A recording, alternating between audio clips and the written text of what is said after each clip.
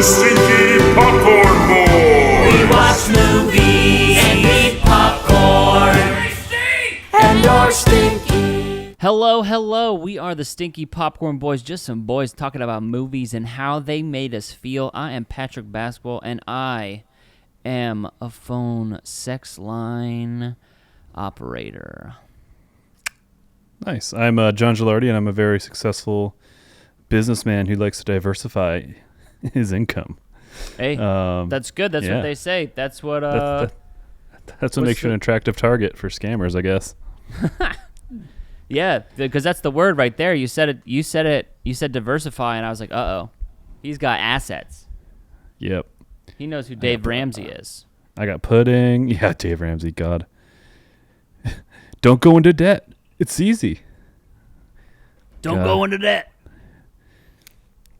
He has like an army and droves of people who believe not having a credit card is a good thing, which is fine. Like, don't go into debt. But like, you should. I mean, having a credit card to only buy gas on, and then you pay it off immediately is such an easy little thing that builds credit. Like, why not?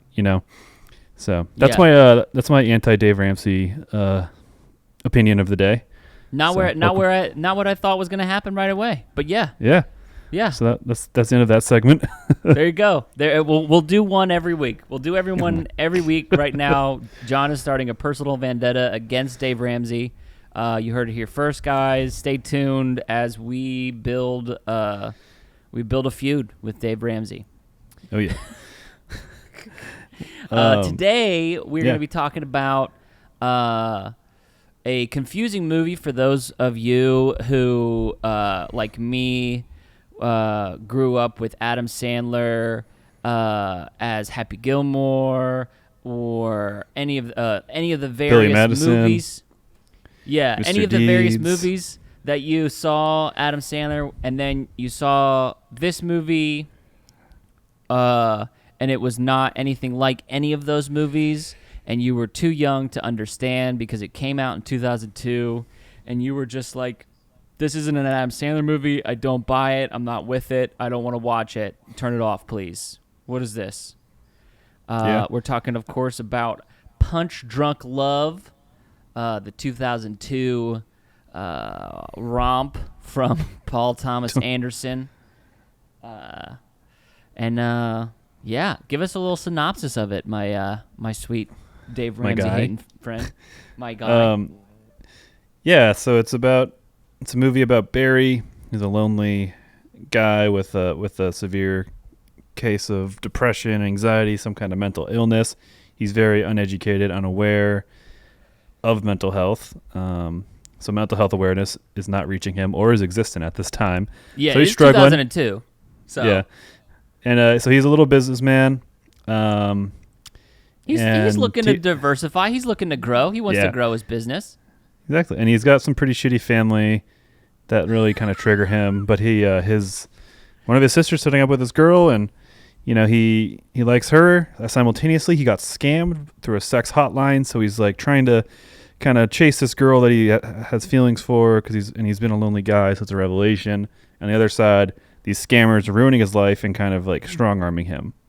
So that's the movie, pretty much. Yeah. Yeah, but I'd say it's like one of the things I think that kind of sets it apart for me is like, but it's also, there's like a sort of a surreal quality to it where even within or like an extra real, because it's not like it's like a fantasy, but definitely the way that it moves and the pacing and like all of the sort of the chaos that happens while it's like ridiculous, like the phone sex line and then like, all the stuff. And I think that's why Adam Sandler is so good in it, because it's like right on the cusp of being absolutely ridiculous. And it's weird because I think that it's the way that he reacts to it is what makes it not a comedy or not, but at the same time not like a like fucking super depressing, Yeah. I don't know. I really like it. Yeah, but I think it definitely, there's like a weird dreaminess at the beginning, particularly with the car crashing and then the piano, the girls showing up. So like it hits a really weird dream state, and then especially with the family kind of like overwhelming him. Yeah. You know, and the music is chaotic. It's like not good music. It's very much of a tool and to build that claustrophobia, that the anxiety. And I think that's what this movie does great. You know, you just kind of described the effect of it, and I touched on it here, but I think the intent, you know, is to represent this man's anxiety and how he's seeing the world. And it does a damn good job. You feel it, you know. You feel the dread, the anxiety, the noisiness. When things are noisy and bang, bang, bang, you just want to be quiet. You want to isolate, you know, you want that quiet, you know, which is what he's wanting, you know. Or you can imagine he wants, or you can sympathize when you felt like that before. So yeah, which is almost like when he like smashes out the windows at the birthday party. It is almost a way of creating the quiet, because it's like, if I do this, you guys will pay attention to this and shut the fuck up about this story from my past that I hate, you know? Yeah. And it's like, that's a way of creating the silence, is because now, as much as then, there's like the sort of the guilt of like, fuck, I acted up, I went too far. But there is like both a physical release from that sort of thing, and then there's also like the actual release of like, all right, now they will leave me alone. They will leave me alone. Yeah. I mean, they're such toxic assholes. It's insane. I love it right doesn't away. Yeah. Like right away, the pacing of this movie, like, and you kind of touched on that too, where it's like the pacing of this movie is so good, you know, where it sets up those things early, it sets up those themes. We've got that car crash in the beginning where it's just like he's out there, and it's, you know, again, in retrospect, as I'm thinking about it now, he's out there this beautiful morning, and he's figuring out this not scam, but like this like loophole that he's going to, because he's very much a details person too, which is, I think, is something that's very interesting. Is like, he's a details person. He's like, if I just buy this money pudding cups, you're gonna give me 50,000 flight miles. And anyway, that's his whole other thing with like the pudding. But he's out there this beautiful morning, and then there's this car crash out of nowhere for no reason, which I think, and then it's like, that's just what it is, and then it creates all this chaos. Someone drives up, drops off a piano, and it's like, I think it's one of those things where, to Barry, it's like all of it is connected and like not connected at all, and there's no other sort of information that we're given, because it just like pop, pop, pop, pop, pop, it happens so fast, and it breaks him out of his rhythm, and then he can't address it. The beginning of it is very much like a short film of the rest of the movie. Yeah. And none of it really comes back around. Like, in a way, like, you thought, like the car crash, you're like, oh my God. It's like, I don't know. There's like there's elements of like feeling like it's a Guy Ritchie film, like the bang bangness, and like it's all going to like cleverly come together. Yeah. You know? Which it doesn't do. Necessarily with everything. And I think it's just like a neo-realist, or like just like, it doesn't need, these story beats don't need to come back around, I guess. It's just there for the color, the feeling, the crushing anxiety building, or it sets the tone. And I think the movie starts off extremely anxiety inducing, because you have this opening we just described. You have the family visit with them just ripping him apart and being mean to him, and it being loud, and the music being chaotic. And then even the sex hotline scene is so uncomfortable, not because it's the sex hotline thing, but because he's blatantly getting scammed, and he's just digging himself into this deeper hole. And the whole time he's like, no, like, I wanted this. Or he's like, no, like, this is what I thought this was. And I'm like, yeah, of course it is. Now just give me your phone number. And he's like, oh, I don't want to do that. It's private. And they're like, yeah, of course, just give it to us and we'll keep going. And then they like hit new barriers, and he never, like, it's just, I mean, they end up I guess actually fulfilling the hotline thing, but probably more to cover their ass as a legitimate business. But anyways, like it just like kept like escalating where he was getting further and further fucked and scammed. And all that to say is it's a very hectic beginning of the movie, so much so that I had watched it before 8-ish years ago, and it was just too much for me at the time. I was just like, I don't feel good watching this at that time. And when you pitched watching this movie, I was like, I guess I'll tough it out. And I watched it, and it still gave me those feelings, but the movie definitely kind of stretches its legs, I guess, in a sense. Like, it's not as tight, that tight feeling you feel in the later half. And as soon as like Philip Seymour Hoffman and you see the scammers, then it kind of opens up into a pretty intriguing narrative film in a sense. It still has those stylistic anxiety inducers and music and all that stuff. But I think it begins to unwind itself too, because I feel like, especially in the beginning of the movie, we get so much of like the impact of it on him and on us as an audience member. But then once he kind of whenever he breaks the windows at the sister's party, like it begins to like where he's like, all right, I'm going to reach out for help. And it begins to like, oh, we're going to breathe a little bit here. We get a little like he gets to express a little rage, and we get a little space, even if there's negative consequences to it. And then whenever he smashes up the bathroom, and then the girl, the lady who liked him, kind of confesses that she went there to meet him and kind of meets him on his weird level, I think, is when it starts to like, oh, some of this stuff gets to unravel. Like, it feels like he's not as alone anymore. And I think that once we kind of get to that point, I think that's one of the things this movie does really well at is not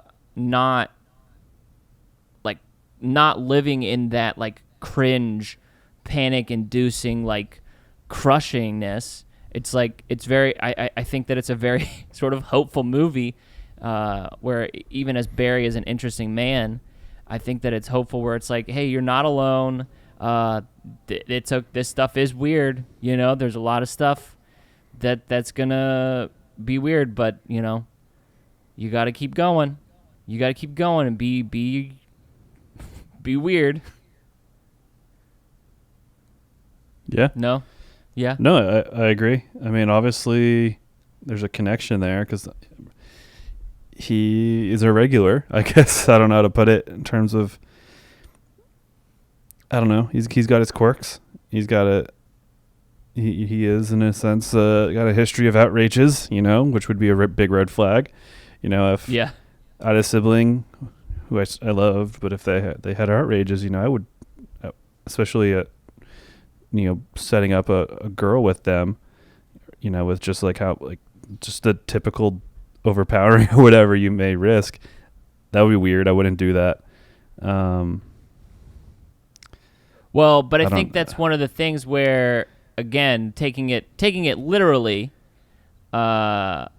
is taking it literally, maybe because it's like they are purposefully, like, people, there's all the signs there, and then people still ignore him and still needle him, or they still ignore the things that he says. So it's like, even as he acts out, it just further, like, there's no sympathy that they have for him. And it's so funny. Like, I've been watching a lot of Paul Thomas Anderson movies, and we could talk about it, how he's annoying to me because I love him so much, but there's other stuff about him that's annoying to me.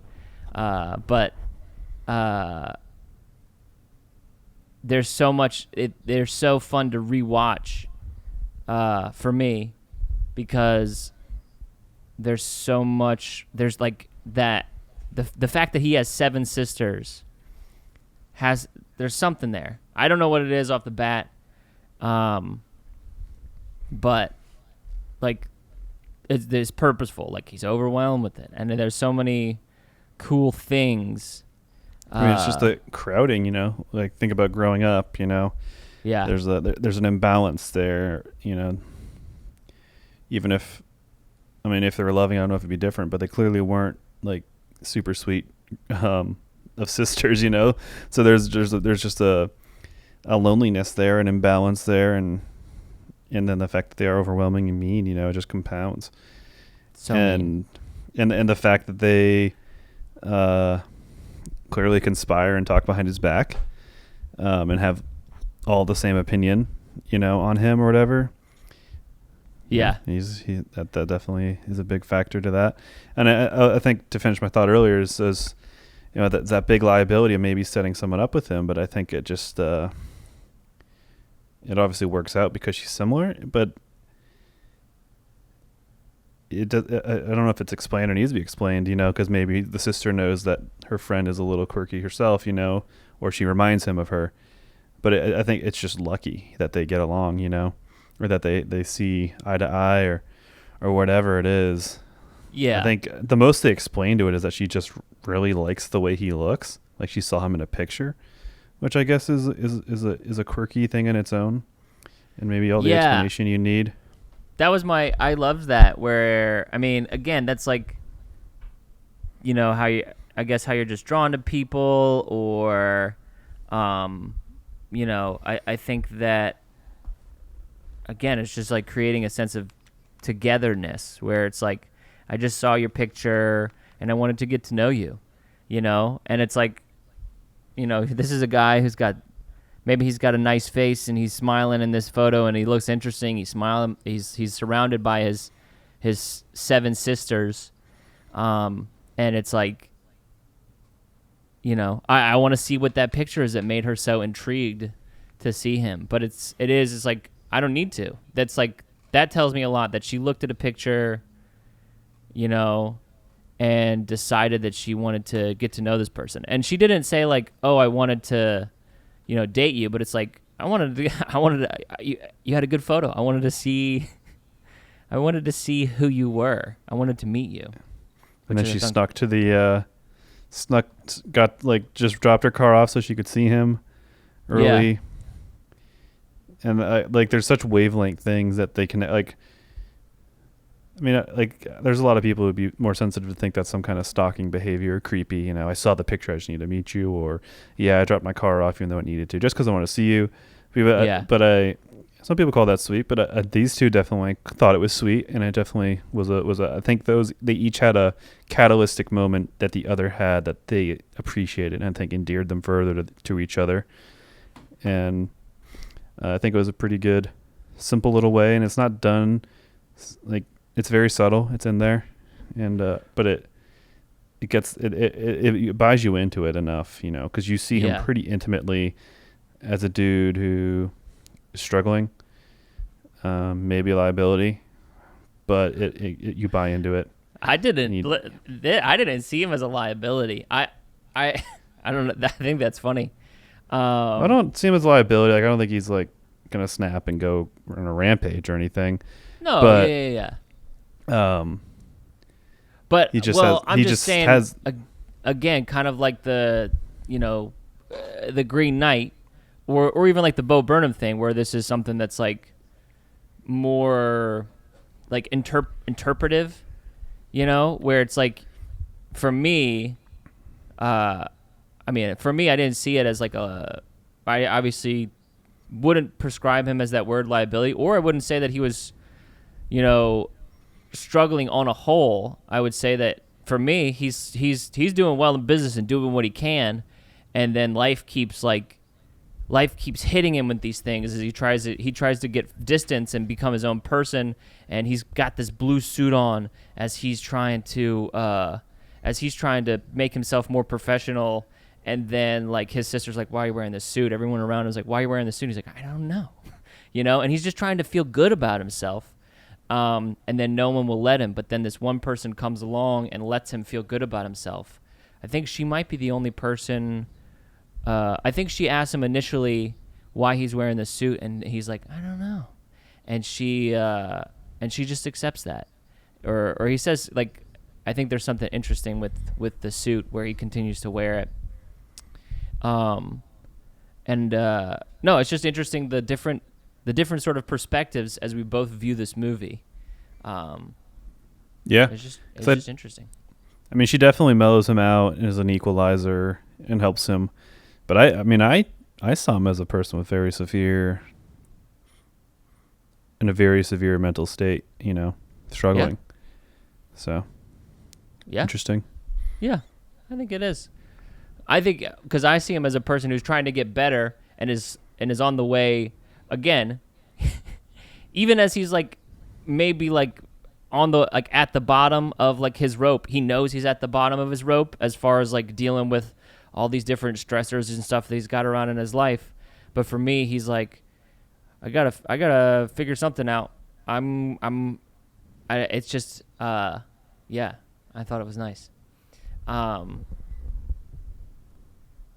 like to kind of off that where, and what you were saying with their like weird meet cute sort of thing is I really liked how little they had to use words or like situations to convince me that these two people really liked each other, and or the escalation in it where like all of a sudden he's like, I'm gonna go to Hawaii. I mean, obviously it's like sort of premeditated by getting beat up by the phone sex people, but also like funny sentence. Yeah. But I think too that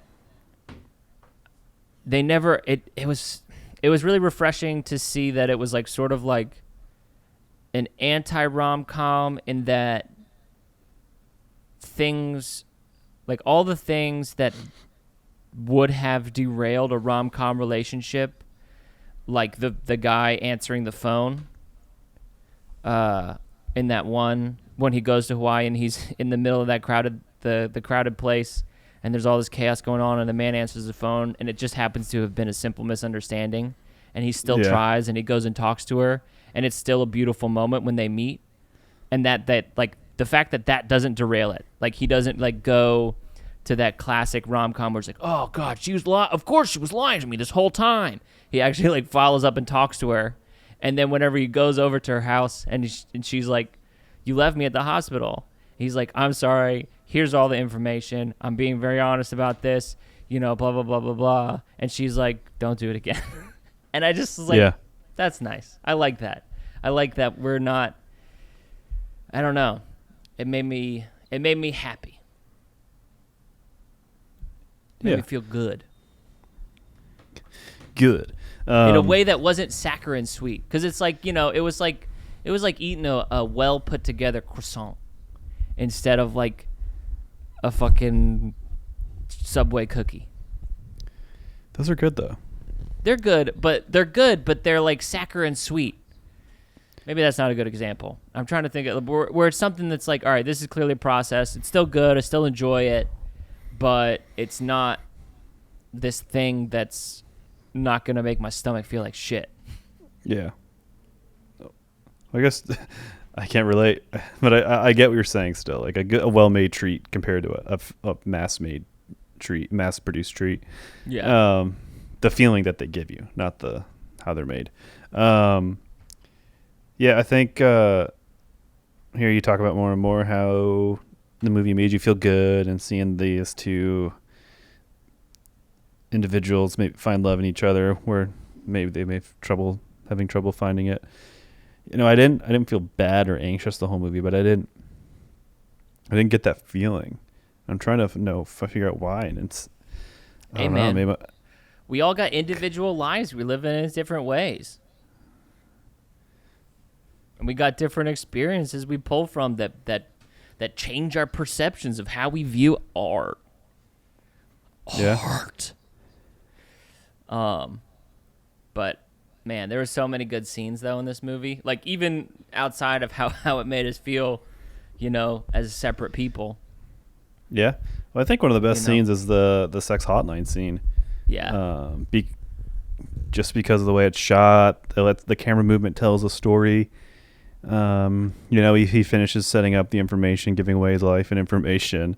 He sits down at the table, and the camera just pans to the left to show that you at the table there's an empty seat there. It's just like, it's just like such a heavy-handed, like, you're a lonely fucker, basically, in a weird way that's disconnect. Like maybe it was just something he was thinking, or maybe because he's looking down, maybe his eye eyeing at the side of his eye, or I don't know, whatever you could explain it.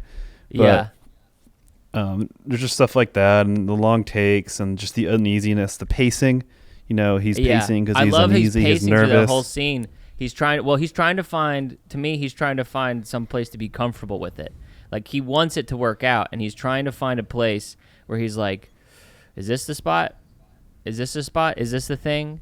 Because he's like always on the precipice of like not wanting to be in the situation, but he wants to talk to somebody. But I think that's the main thing.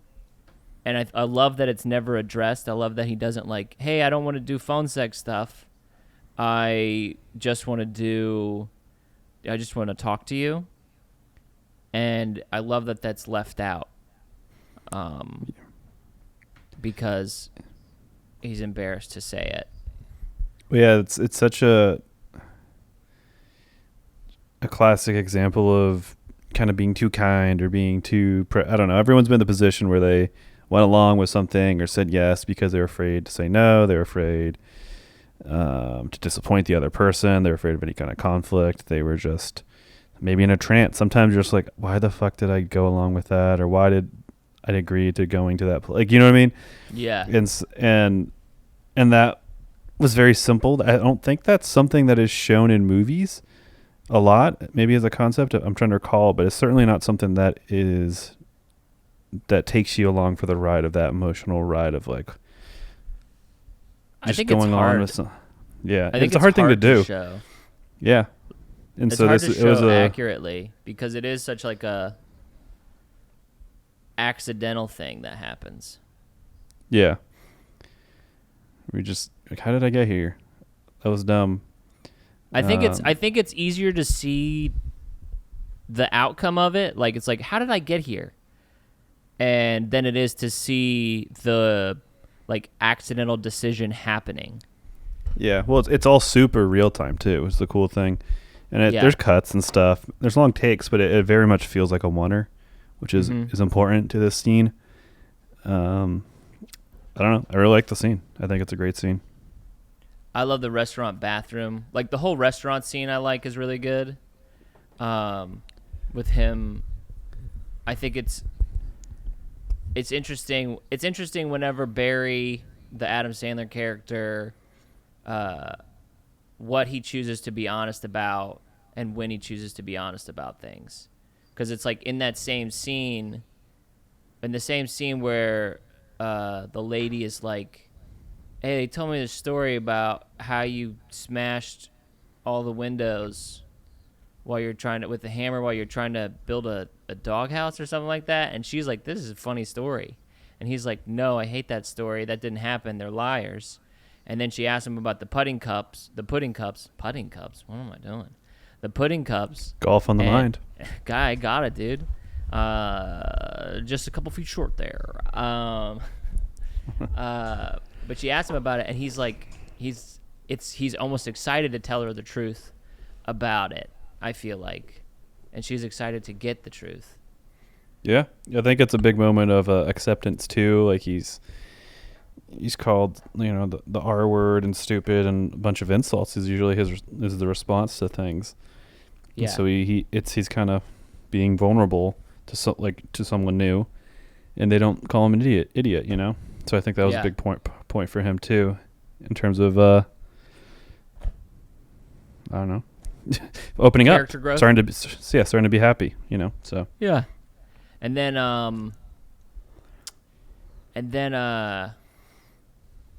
he goes and smashes up the bathroom. Blah blah blah. That's great, great and awful at the same time. He sits back down, and I love that they knew it was him. I just love that little scene where the restaurant owner is just like, I know it was you. I can't prove. He's like, can you prove it? And it's just like the sort of the sort of like, yeah, hey, don't confront me about my issue. Don't confront me. How dare you? How dare you? How dare you confront me about it? And then, yeah, no, I just love the pacing of it. I mean, the pacing of this movie is so good. I've said already. Well, let me just say, it's nice to watch a movie that's an hour and a half. I was about to say, yeah, that's exactly what I was about to say. It's like it's also really short and it moves through and you get all the information that you need. There's no fluff in this movie, I don't think.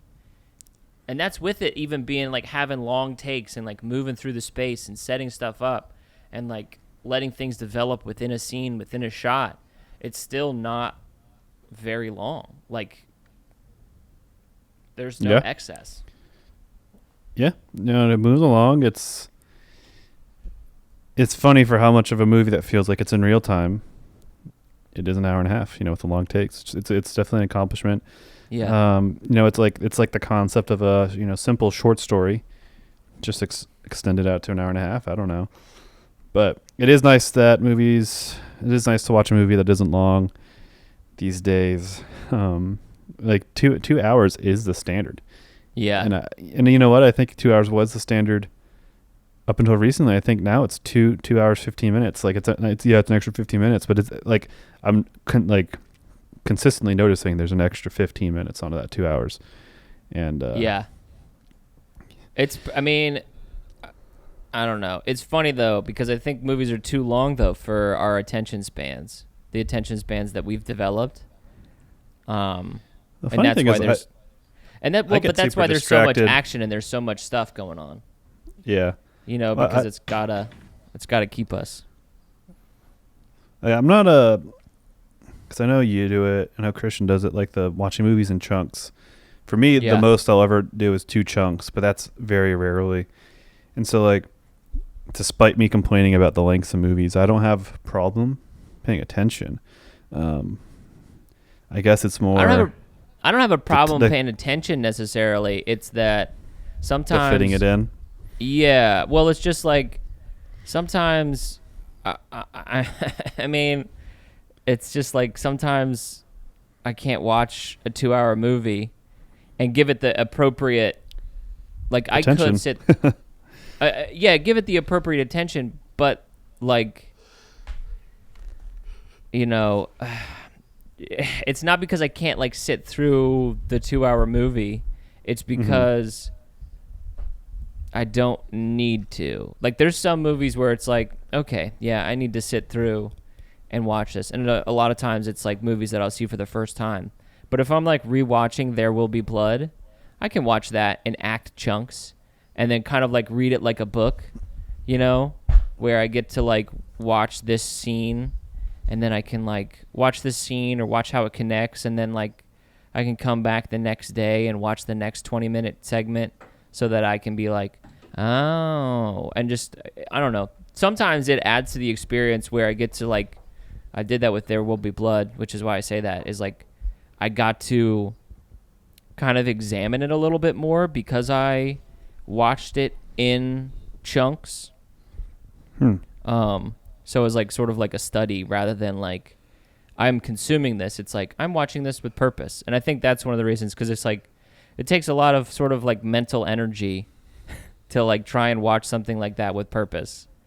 That's like the thing. That's the give and take, is I don't chunk movies often, which means I only watch a movie when I have the appropriate time, which then means I don't watch as many movies, So if I don't like feel like I can commit 2 hours, then I don't do a thing that takes me that'll take 2 hours.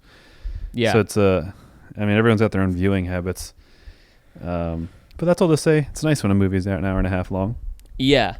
It is nice. It is nice when it can move through and you're like, huh, good. So have you seen many Paul Thomas Anderson movies?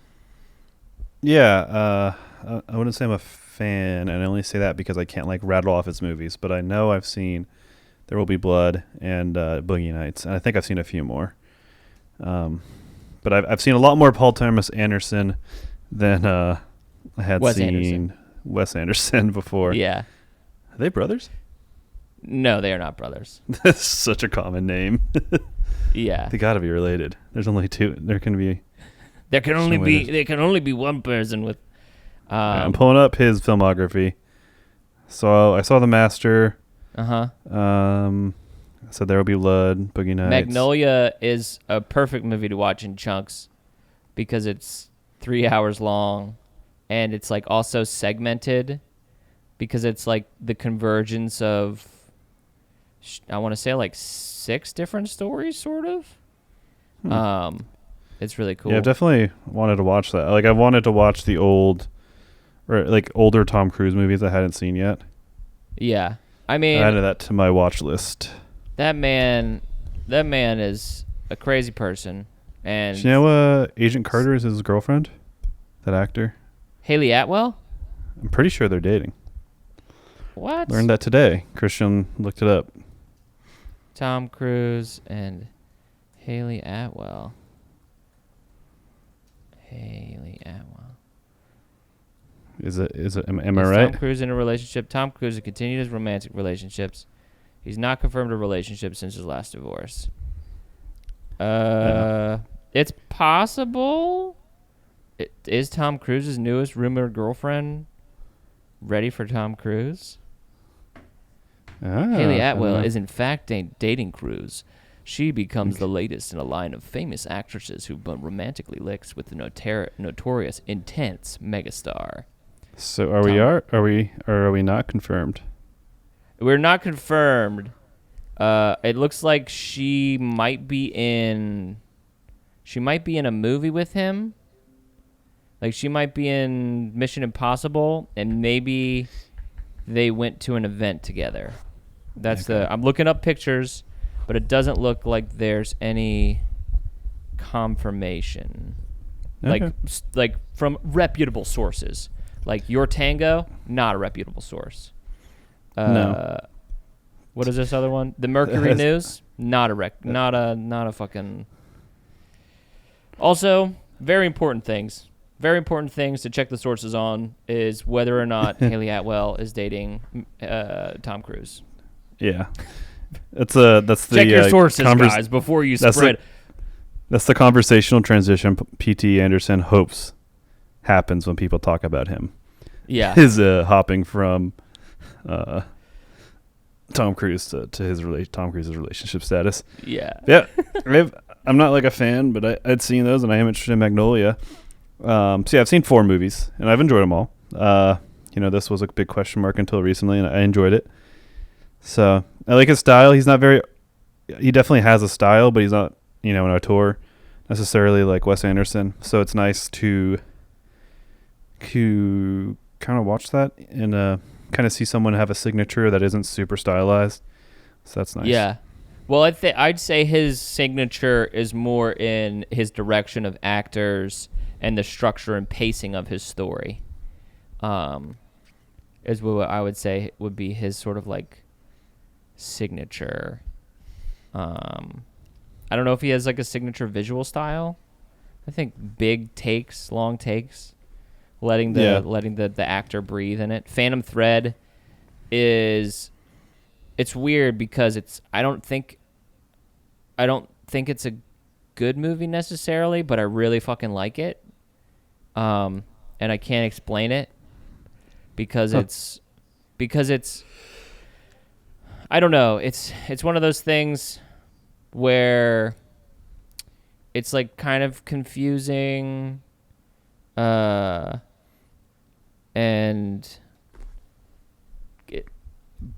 I don't know. I don't know how to explain it, but I really like it, but I don't know if I think it's good. But I really like it. I really liked Inherent Vice a lot. Yeah.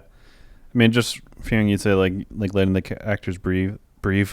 Letting them breathe. Breathe is really nice. It's nice to see that. Yeah. Especially when you have someone like Adam Sandler who, he obviously has talent, but when you look at his discography, it's very overwhelmingly comedy, slapstick, sophomore humor. You go where the money is, and people pay him to be funny. So he's funny. He gets that deal with Netflix to be funny and to do his shtick. He's gonna do it, Yeah, I mean, he definitely had had a fine career. I mean, have you seen Uncut Gems? Speaking of anxiety. I didn't watch it because I heard it was similar to this, like that anxiety thing. But I do want to see it, just because I do like Fish Out of Water, be it an actor doing a different genre or even just an English actor with a really good American accent, or okay, someone time traveling and being like that kind of like any form of Fish Out of Water. Someone from England in the United States in a movie, or someone from China in Africa. I don't know. That's whatever it is. I just like that. So, yeah, that had compelled me to that movie for a while. Yeah. And I just haven't committed to it because of the anxiety. Yeah, it's definitely. I mean, it's definitely that, and I mean the other Safdie brothers movie, Good Time. Whew, I think I don't know. It would kind of go between. They're both worse than this movie as far as like creating that sense of immediacy, the sort of like the pulse pounding confusion and stuff. So, but I also really like them. So there's that. Well, I think the stakes are higher. Obviously, he's got some violent scammers pressing him, but the stakes never feel that high in this movie. So I think maybe that's why. Well, I think it's because he's like on the way up. And again, you haven't seen Uncut Gems, but he's kind of on the way down. Like in Punch Drunk Love, he's like on the way up. It feels like every sort of obstacle that's in his way is like another obstacle on his way up. And in Uncut Gems, it's every sort of obstacle that like puts him on the path down. But I won't. That makes sense. Won't put any more on that for you. Yeah, well, I'll watch it eventually. Maybe we can cover it one day. Quick thing, because I didn't want to get into this Philip Seymour Hoffman, but this is completely like brain jumping off into the other side of the pool. I don't know if that's an expression, but for episode 69, we definitely missed an opportunity for a themed video, themed podcast. I think we did something else for Boogie Nights, or Boogie Nights would have been good. Yeah, that would have been good. I don't know. I mean, from any movie about porn. Obviously, we did 50 Shades. The ship has sailed. I'm just saying. The ship has sailed.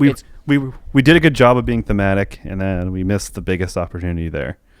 Well, we'll just wait until we get to 420, or something else. Episode 666, something with the devil. Ooh, yeah, The Omen. Yeah. But yeah, so Philip Seymour Hoffman he has such presence. That I really enjoyed seeing. Obviously, he's passed away for a while, but it felt for a moment that he was back to life, and there was like, fuck yeah, this is fun. It's fun to see him perform, because I hadn't gone that far in the movie. I didn't know he was in this, so it did feel like, oh, he's back. Kind of, I don't know, it's stupid, but that's what my brain felt. It's not stupid. For a second. I like it. And his character's a piece of shit, but he has such presence, as I said, and the yelling and being the scam dude and bouncing off of Adam Sandler when they're just yelling at each other is so good. The phone call is so good. No, you shut up. No, shut up. You shut up. Yeah, it's so good, and in a smaller sense, we just had that in Suicide Squad with Bloodsport and his daughter, and I don't want it to be ever overdone, but like we need that more in movies. Like there's visceral humans interacting. Like, we're not witty creatures by default. Most of us aren't, and stuff like that is super emotional, and I buy that, and when you throw a really good actor in there, and I don't know, that was good. I don't have much to add besides like it was nice to see him in a movie. Yeah. I mean, it's interesting because I've been kind of like sort of rewatching or like kind of like I watched him in something. I think I watched him in The Master a while ago, and I was like, man, I want more. I want more of him. And obviously, you know, he's passed away now. And it's kind of prescient that we're talking about him because of Michael K. Williams. Yeah, Passing that's away. crazy. You know, He's the main flagship character in the new Battlefield coming out. So that's, is he? Yeah. So Michael K. Williams is? Yeah. So get some. Oh man, I'll get me some Michael K. Williams soon. It'll be cool. It'll be extra. I always Cool and loved, special, I guess. The first thing I saw him in was Boardwalk Empire, and I was like, oh fuck yeah, Chalky White is fucking dope. And I haven't. I need seen to The watch Wire that. yet. I need to watch The Wire. Maybe we can do that Yeah, somehow. It's a lot of watching, but maybe we can that's a figure lot something of else watching. out. But yay, hey, but it's just because I've been kind of, you know, I always knew that Philip Seymour Hoffman was good, but when I watched Mission Impossible 3, and I was like, oh my gosh, this dude is bringing it. That Mission Impossible 3 was so good, dude. Like, it was Mission Impossible 3 was so good. It reinvigorated that for me. He's But has a pretty diverse skill set too. I mean, think of him Boogie Nights. You know, he's like a wimpy fanboy. You know. yeah, no, I mean, and then in this movie, he's just like he's that guy. He's the yelling guy. I don't know, but he's so much fun to watch. I watched Capote, and that was so good. Oh yeah. About And the writer, I think. Yeah, Right. about the writer Truman Capote and the sort of like In Cold Blood. But yeah, so it's like it's interesting though because I'm like sort of like I don't know. I've only got so much filmography to go through, and I want to like Savor it. yeah, I want to savor it. I want to watch more Philip Seymour Hoffman because I love the way that he works. I love the presence that he has. Yeah. I have since Mission Impossible 3, and he has so much like. He's just got so much command, especially in some of these like older roles. He moved past being sort of the yelly guy, and he not that he wasn't that too, and he still didn't have that, but like the Master is so fucking good, where he like commands that. He's able to blend those two different fucking things. Plus the story of Scientology is so freaking weird, even though the Master is not about Scientology. Big air quotes. Yep. And then obviously his role in the Hunger Games. Yeah. Which I bring up not because it's iconic or anything, but that was I think the last role he died or he left because it was a franchise and he wasn't able to finish it obviously. And I remember so many like teenage and late teen and maybe some early 20 girls I remember seeing everywhere being mad at him for dying, for ruining the completion of that story or like the consistency of that. I was like, fortunately we never saw that again, you know, with Chadwick Boseman or even Carrie Fisher. But that was a weird instance of pop culture people being selfish, Stupid. I guess. Stupid, yeah. It was very, very dumb. It's an interesting. Yeah, it's an interesting thing. I don't necessarily remember that. I don't remember that, but I remember being. I saw like on Twitter. I looked into it because I was interested in the Hunger Games. I was like, oh, first off, I was bummed, but like I was like, like problem solving filmmaking. Like they're gonna have to do something with that, and I was curious about it. So I was looking into it, and I just saw so many people upset at him and mad at him and pissed at him for having an addiction or overdosing or whatever. And then I saw a few personally, and my girlfriend at the time saw some too. So I was like, Jesus. Huh. That's wild. Yeah. I mean, that's the thing. That's like, it's very, I mean, again, with the Michael K. Williams who talked openly about being addicted and stuff and, you know, having a tough time with that. And it's just like, I think that I'm not mistaken, Philip Seymour Hoffman, he got clean when he was like very, very young, and he got clean, and then he started acting, and then it's like, you know, you go through and you relapse, and you go. I mean, that's fame what and the money thing is. and parties and other famous people doing those things. Yeah. It's got to take for an addict, a lot of strength to not do those things. Yeah. So it's a bummer. I mean, it happens a lot, you know. It just happened. It happened with him. Heath Ledger, you know, it's probably the most common form of death, at least on the top of conscience of these celebrities, you know, actors and musicians. So I don't know. Yeah. I mean, you would say that it's like, I don't know, talking about mental health stuff. It's like that's part of it, is where, you know, it's funny, you know, as we sort of transition towards that, it's like I watched transition towards the end of this podcast is the end of that sentence that I was going to say. But I watched a documentary. There's these documentaries that they're doing on Netflix, the Untolds, and it's I don't know. It's the one about Marty Fish, who's a tennis player. Again, tennis isn't necessarily a sport that I like follow or know, but it was really cool because I do remember. Basically, he talked about having he pulled out of one of his biggest matches, and he just pulled out because he was having massive panic attacks, and the day before he had a panic attack on the court and he blacked out. He won the match through muscle memory, but he couldn't remember what happened, and he didn't know that how he had won. And then he's on the way to the match with Roger Federer, and his wife was like, you know, you don't have to play. And so it's just again, the same sort of where it's, as we get further and further, everybody becomes more aware of mental health, and hey, no, it's good if you talk about it, be there, you know, let other people know so they can help you.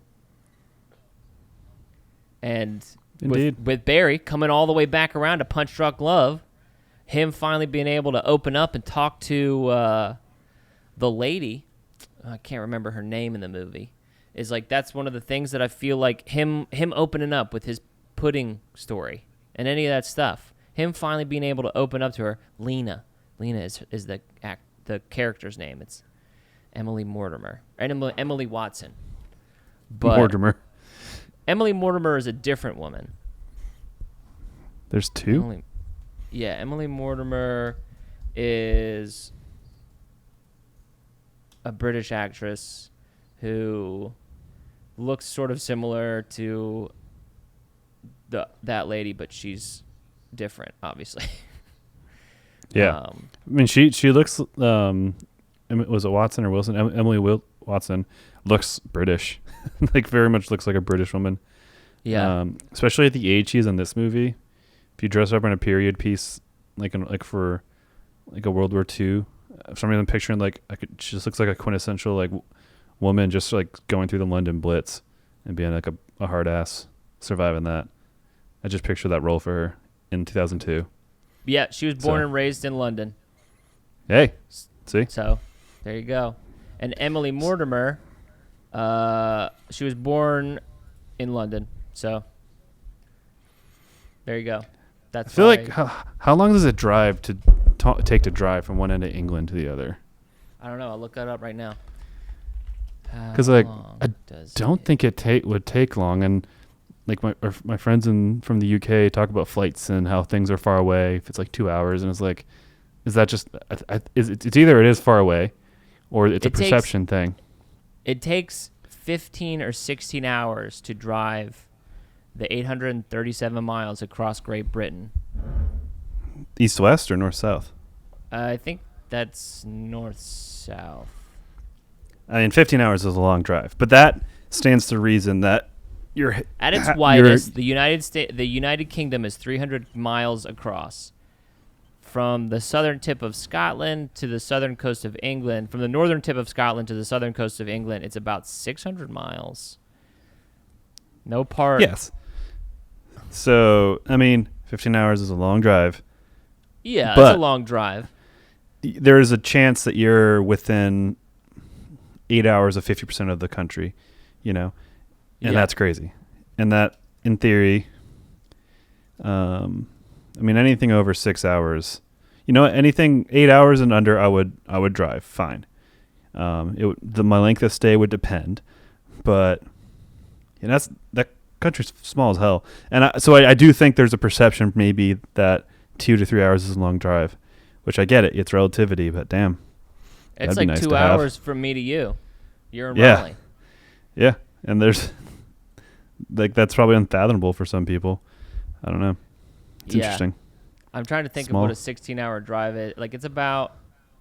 16 hours is Raleigh, North Carolina to Maine. If you're trying to size it up in our country. I've done it many times. Yeah. Oh, man. But mental health is important. Mental health is good. Talk to your friends. Yeah. Check in with people. Don't be good to each other. Go watch Ted Lasso, and then you'll be motivated to do that. What have you been watching? First off, I'll say I give this 3. Oh shit! Yeah. A 3 out of 5. A punch and a drunk and a love. Ooh. I couldn't. I tried to think of how I could articulate that better, but that's what you get. I gave it 3 out of 5. What about you? I'll give it 4 putting cups out of 5. Ah, smart. Yeah. So I've been watching. Obviously, keeping the Ted Lasso train going. Love that show. Keep it rolling, dude. I'm caught up, so it sucks now that I gotta wait week to week. Yeah, I know. I can't binge and cry my eyes out. I did travel recently. I downloaded the 3 episodes that were newest. I was crying on the plane, like a baby. Hey.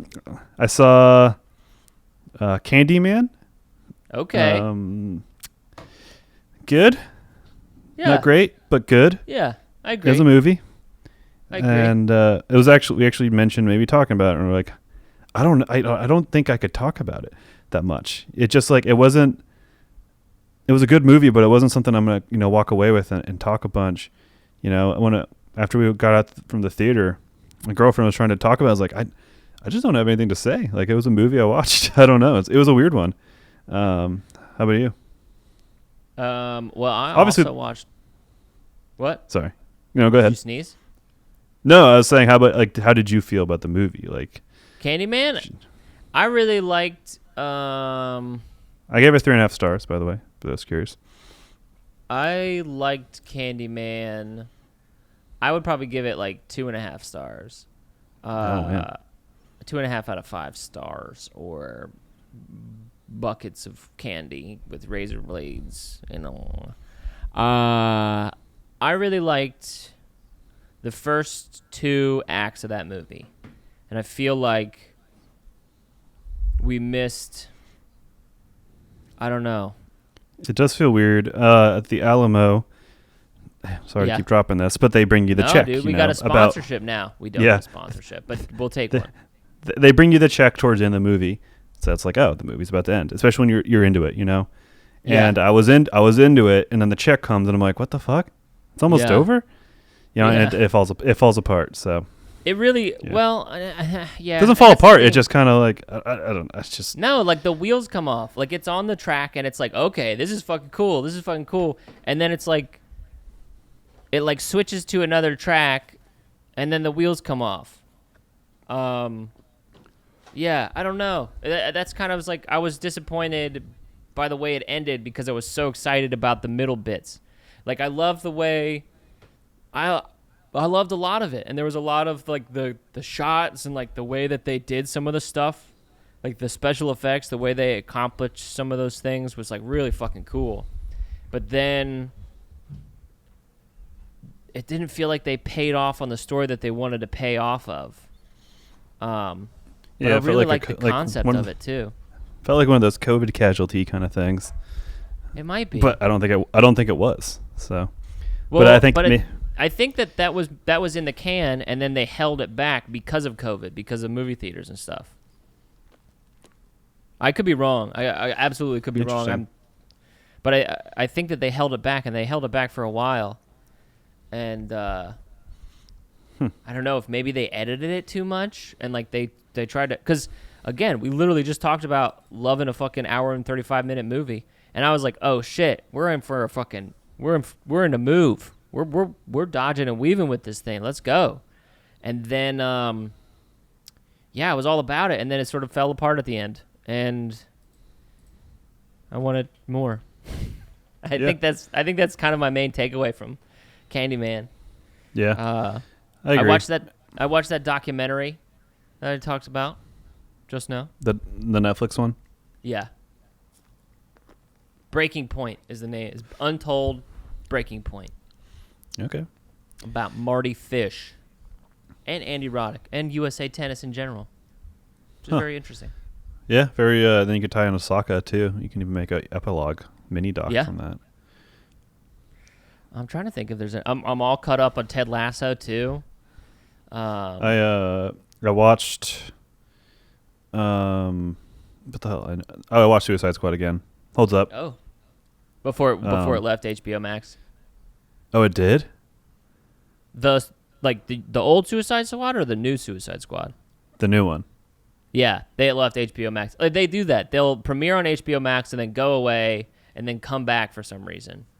Oh, I didn't know that. Yeah, well, I guess we caught it before it left then. Yeah, because my Christian and my girlfriend both hadn't seen it yet, so we watched it. So, damn, that's good. That's good. Yeah. Then we knocked that out. Snuck in there. Because I know that Mortal Kombat just got back on. I think Mortal Kombat and Godzilla vs. Kong just got back on HBO Max. I've been reading bizarre. Dune. I'm getting deep into Dune. I love that shit. Oh my god. Yeah, I was recommended that by someone else, and I think I'm gonna. I'm definitely gonna get it on my phone and try and get to it before the movie. The movie comes out. Yeah, and I'm finishing up Harry Potter, the last book, finally. There you go, dude. How you feel? How you feel about that? Feel good. It's nice to get the more detailed the stuff going on, the thoughts, just the interactions that didn't happen, stuff like that. Yeah.